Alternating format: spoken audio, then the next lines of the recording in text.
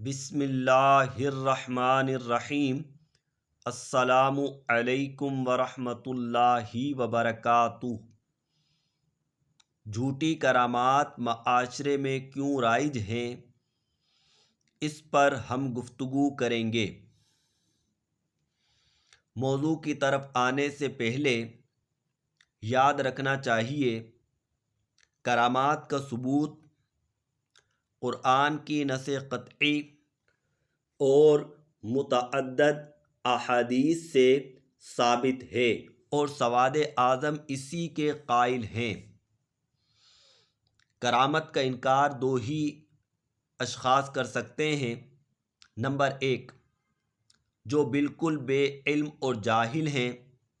Number 2، وہ لوگ جو قرآن و حدیث کو خود سمجھتے ہیں، خود قرآن پاک لے کر بیٹھ جاتے ہیں اور خود سمجھتے ہیں، خود حدیث لے کر بیٹھ جاتے ہیں اور سمجھتے ہیں، حالانکہ ان میں سے بہت سے وہ ہیں جنہیں عربی تک نہیں آتی اور احادیث کو سمجھنے میں اصول قرآن، اصول حدیث سے وہ ناواقف ہیں، اور صحابہ و اہل بیت کی وضاحت و توضیح کو ملحوظ خاطر نہیں رکھتے کہ قرآن کی اس آیت سے صحابہ نے کیا مراد لیا، اہل بیت نے کیا مراد لیا، اسلاف نے کیا مراد لیا، اس کو وہ پیش نظر نہیں رکھتے۔ اب آ جائیے اپنے اصل موضوع کی طرف چلتے ہیں۔ جھوٹی کرامات معاشرے میں کیوں رائج ہوئیں؟ پہلی وجہ اس کی ہر سنی سنائی بات بغیر تحقیق کے آگے کر دینا۔ یہ ہمارے معاشرے کا المیہ ہے۔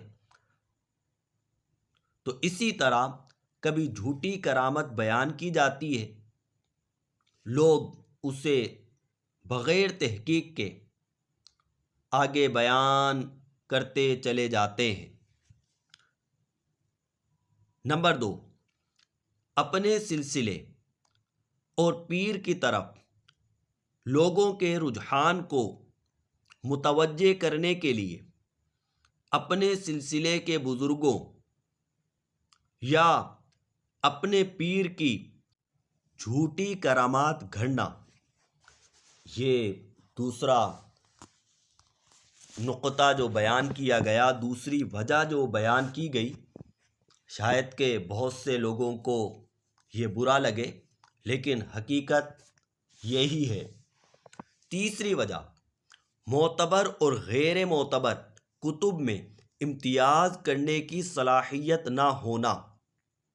بس جہاں کسی کتاب میں کوئی بات پڑھی، بیان کر دی کہ جناب کتاب میں پڑھی ہے۔ اب آپ کو پتہ ہے ہر کوئی اپنی کتاب چھاپ رہا ہے، تو بہرحال ایک وجہ یہ بھی ہے۔ چوتھی وجہ، اکثر پیر یقیناً غیر عالم ہیں، یا جو عالم ہیں بھی تو اصول پر ان کی گرفت نہیں۔ تو پیر اگر بے اصل کرامت بیان کر دے، یہ حقیقت بتا رہا ہوں کہ اگر پیر بے اصل، اور آپ اس بات کو قبول کریں گے آپ کے قلوب و اذہان، پیر اگر بے اصل کرامت بیان کر دے تو سمجھ لیں کم از کم آپ اس کے مریدین کو تو بالکل نہیں سمجھا سکتے، کیونکہ پیر پر آنکھیں بند۔ اب تمام مریدین وہ کرامات بیان کریں گے، ایک تو آپ انہیں سمجھا نہیں سکتے، دوسرا تمام مریدین آگے وہ کرامات بیان کرتے چلے جائیں گے۔ پانچویں وجہ،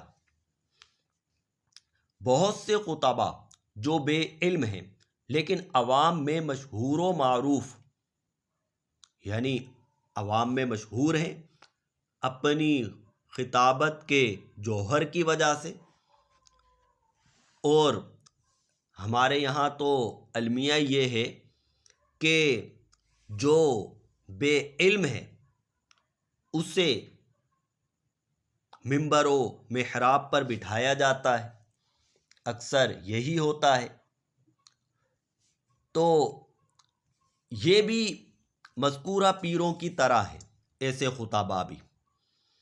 ان دونوں سے مؤدبانہ گزارش ہے، کسی کتاب کا مطالعہ کرنے سے پہلے یا کسی کرامت کو بیان کرنے سے پہلے کسی مستند عالم سے ضرور رہنمائی لے لیا کریں۔ ویسے تو ہونا یہ چاہیے کہ مستند عالم بیان کریں، لیکن بہرحال ہر ایک کو چونکہ اب خطابت کا شوق ہے، تو بہرحال اللہ تبارک و تعالی ہدایت نصیب فرمائے۔